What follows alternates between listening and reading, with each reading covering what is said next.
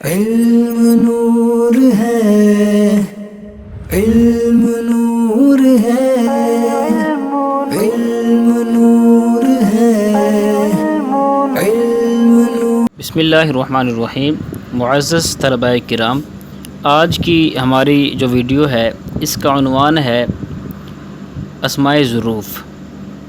آپ کو معلوم ہے کہ اسماء ظروف ان اسماء کو کہتے ہیں جو کسی جگہ یا وقت پر دلالت کریں۔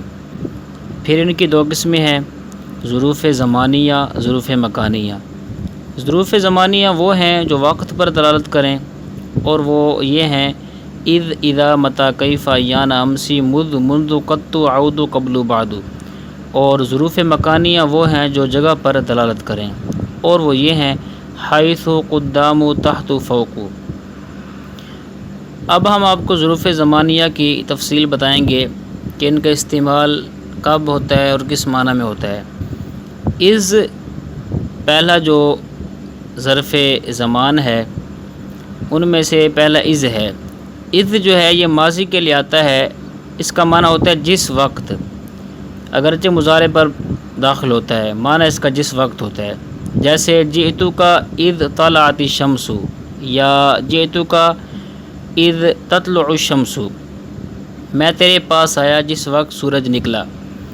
ٹھیک ہے، تو یہ ماضی کے لیے آتا ہے، معنی اس کا جس وقت ہوتا ہے۔ ٹھیک ہے، مضارع پر بھی داخل ہو جاتا ہے، اور یہ ہمیشہ اپنے ما بعد جملے کی طرف مضاف ہوتا ہے، اور اپنے مضاف الیہ جملے سے مل کر ما قبل کے لیے مفعول فی بنتا ہے۔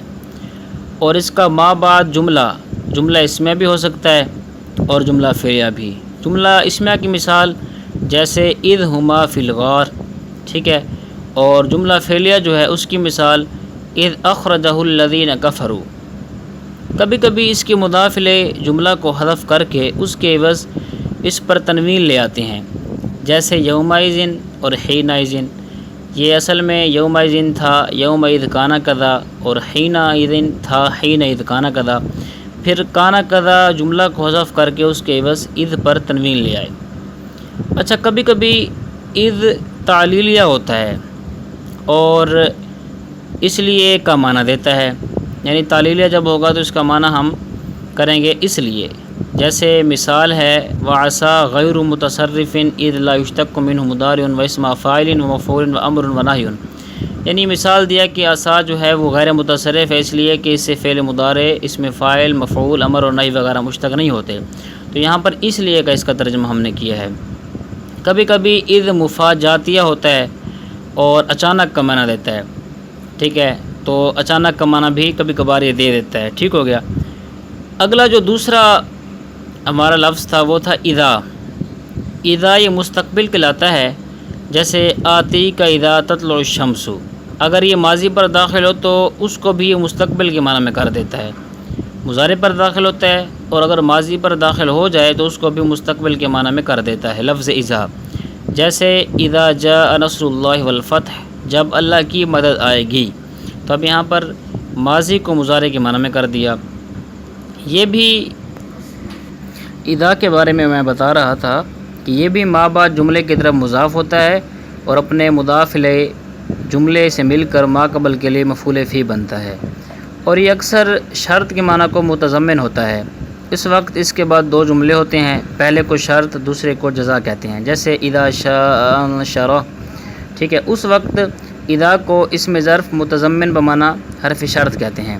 کبھی کبھار اذا مفاجاتیہ ہوتا ہے اور اچانک کا معنی دیتا ہے، جیسے خرجت فاذا السبع واقف، یعنی فاذا السبع واقف، با پر ضمہ کے ساتھ، یعنی میں نکلا تو اچانک درندہ کھڑا تھا۔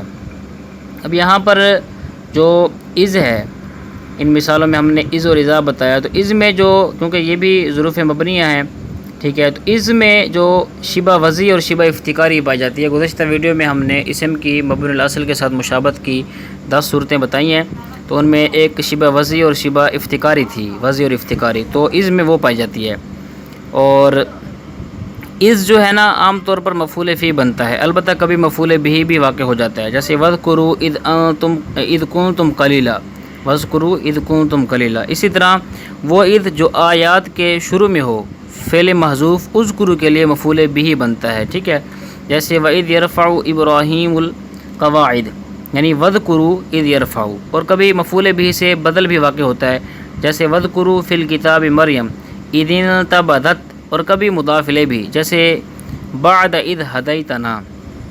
اور اذا میں جو شبہ ہے وہ شبہ افتقاری پائی جاتی ہے، اور شبہ مانوی بھی، جب حرف شرط کے معنوں کو یہ متضمن ہوتا ہے۔ اگلا جو ظرف ہے وہ تھا متا، یہ استفہام کے لیے آتا ہے بمعنی کب اور کس وقت کے، جیسے متا تسافرو، تو کس وقت سفر کرے گا، متا نصر اللہ، اللہ کی مدد کب آئے گی۔ کبھی کبھی شرط کے معنی کو متضمن ہوتا ہے، جیسے متا تصم اسم، جب تو روزہ رکھے گا تو میں بھی روزہ رکھوں گا۔ متا میں شبہ مانوی پائی جاتی ہے حرف استفہام اور حرف شرط کے معنی کو متضمن ہونے کی وجہ سے، اور متا کے بعد فعل ہو تو یہ مفعول فی مقدم بنتا ہے، جیسے متا ترجیو، اب ترجیو کا یہ متا مفعول فی مقدم ہے، اور اسم ہو تو خبر مقدم بنتا ہے، جیسے متا نصر اللہ۔ اگلا جو ظرف ہے وہ ہے کیفا، اسم ظرف۔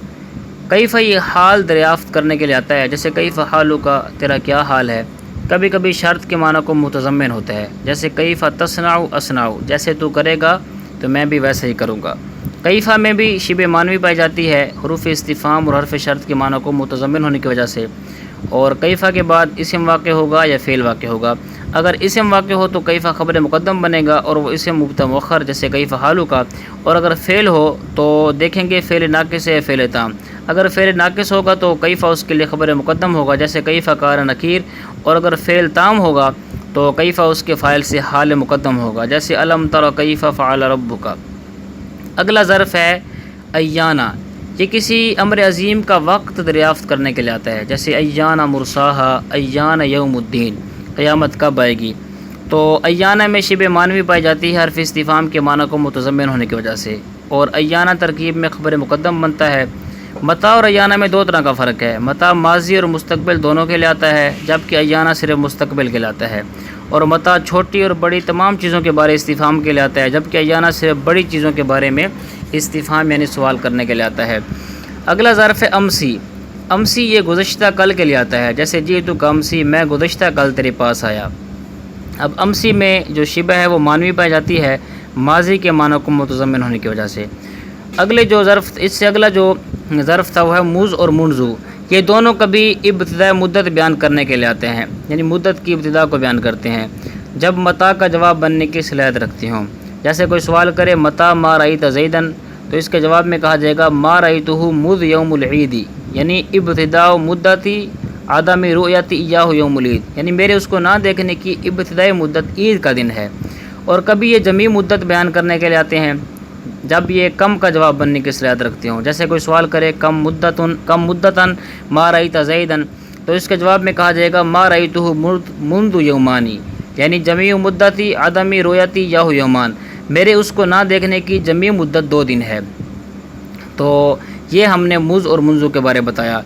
اگلا جو اس میں استفہام ہے وہ ہے قطو۔ اچھا، یہ جو مز اور منزو میں اس میں شبہ وضعی پائی جاتی ہے حروف جارہ کے مشابہ ہونے کی وجہ سے۔ یہ پوری بات جو میں بتا رہا ہوں وضعی ہوگی، افتقاری ہوگی، یہ ہم نے پچھلی گزشتہ ہماری ویڈیو ہے جس کا نام ہے اسم متمکن اسم کی مبنی الاصل کے ساتھ مشابہت کی 10 صورتیں، اس میں آپ ملاحظہ کریں۔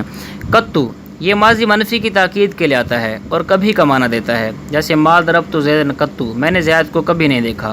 اودو یہ مضارع منفی کی تاکید کے لیے آتا ہے اور ہرگز کا معنی دیتا ہے، جیسے لا اضربہ اودو، میں اس کو ہرگز نہیں ماروں گا۔ قطو اور اودو میں شبہ جمودی پائی جاتی ہے تثنیہ اور جمع نہ ہونے کی وجہ سے۔ اسی طرح قبل و بعدو یہ دونوں ہمیشہ مضاف ہوتے ہیں، ان کی 3 حالتیں ہیں۔ ان کا مضاف الیہ مذکور ہوگا، ٹھیک ہے، جیسے جئت قبل زیدن و بعد عمرن۔ ان کا مضاف الیہ محذوف نسیہ منسیہ ہوگا، یعنی نہ لفظوں میں موجود ہوگا نہ نیت میں موجود ہوگا، جیسے رب بعد کان خیرا من قبل، بہت سے بعد والے اوقات بہتر ہوتے ہیں پہلے والے اوقات سے۔ تیسری صورت ہے کہ ان کا مضاف الیہ محذوف منوی ہوگا، یعنی نیت میں ہوگا، جیسے للہ الامر من قبل و من بعد، یا پھر اما بعد کو جو ہم مثال پڑھتے ہیں۔ پہلی جو 2 حالتیں ہیں ان میں یہ معرب ہوتا ہے، یعنی یہ جو قبل اور بعد معرب ہوتے ہیں۔ تیسری حالت میں یہ مبنی ہوتے ہیں اور مبنی علی ضم ہوتے ہیں۔ قبل اور بعد میں شبہ افتقاری پائی جاتی ہے، اور امسو قطو اودو قبل اور بعد یہ تمام ترکیب میں مفعول فی بنتے ہیں۔ آگے ہے ظروف مکانیہ کی تفصیل. ظروف مکانیہ حیث، قدام، تحت، فوق. حیث اس کا معنی ہوتا ہے جس جگہ، یہ ہمیشہ مضاف ہوتا ہے اور اس کا مضاف الیہ اکثر جملہ ہوتا ہے، خواہ وہ جملہ اسمیہ ہو جیسے اجلس حیث الناس جالسون، یہ جملہ فعلیہ ہو جیسے جلست حیث یجمل المنظر. قدام، تحت، فوق. قدام کا معنی ہے آگے، تحت کا معنی ہے نیچے اور فوق کا معنی ہے اوپر. قبل اور بعدوں کی طرح ان کی بھی 3 حالتیں ہیں. جب ان کا مضاف الیہ محذوف منوی ہو اس وقت یہ مبنی برضم ہوتے ہیں، جیسے قام الامام قدام ای قدام الناس. تو آج کی اس ویڈیو میں ہم نے آپ کو بتایا جو ہے نا ظروف مکانیہ اور ظروف زمانہ کی پوری تفصیل بتائی ہے. اچھا، جو حیث اور قدام اور تحت اور فوق ان میں بھی شبہ افتقاری پائی جاتی ہے اور یہ بھی تمام کے تمام ترکیب میں مفعول فی واقع ہوتے ہیں. اللہ تعالیٰ کی بارگاہ میں دعا اللہ پاک ہمیں علم نافع عطا فرمائے.